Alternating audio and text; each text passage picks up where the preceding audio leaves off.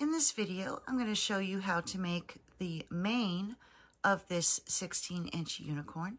And for this part of the project, you'll need yarn and a 3.5mm crochet hook. For the mane of this unicorn, I'll be using a contrasting color and my 3.5mm crochet hook.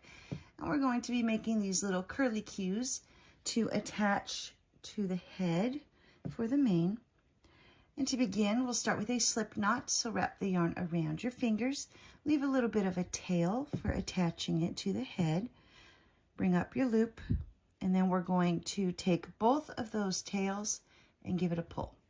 That will create the knot, and then we just pull on the working yarn to tighten up the loop. You don't want it too tight. And then we're going to be doing a chain of 20. So you'll grab your yarn and pull it through. Grab the yarn, pull through. Grab the yarn, pull through. And you'll just continue to do this until you have a total of 20 chains. And here I've done my 20 chains. And to make the curly cue, we're just going to begin in the second chain from the hook. So don't count the one that's on your hook. Second chain from the hook. And we're going to do 3 single crochet into each stitch. So do your single crochet, back into the same stitch. That's 2. Go back into that same stitch. And that's 3. And then you'll move to the next chain and do 3 single crochet. And so we're going to do 3 single crochet in each one of these chains, all the way across the chain. So 1, 2, 3. And you'll continue to do that. And as you can see, it's already starting to curl. And here I'm coming to the end of my chain. And you can see it curls on its own, so you don't have to do anything there.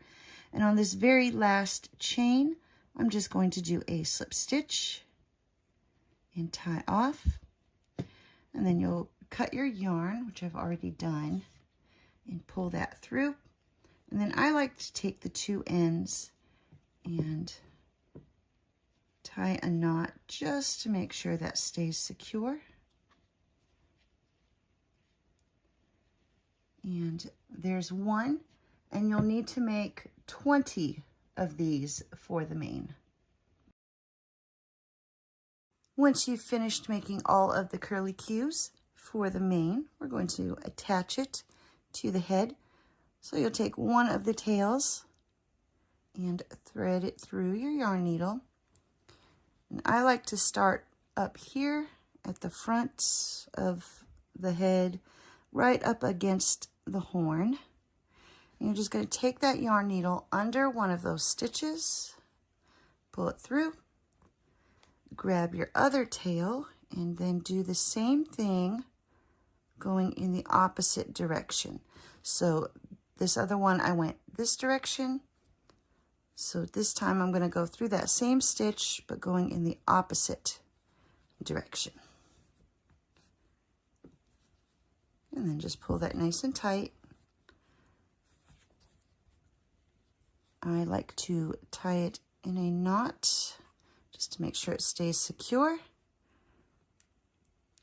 And then take the tails, and we're going to hide the tails inside the head. So run those through.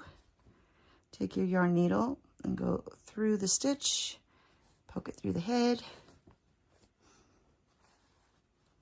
pull it through, and then you'll just cut off the excess yarn.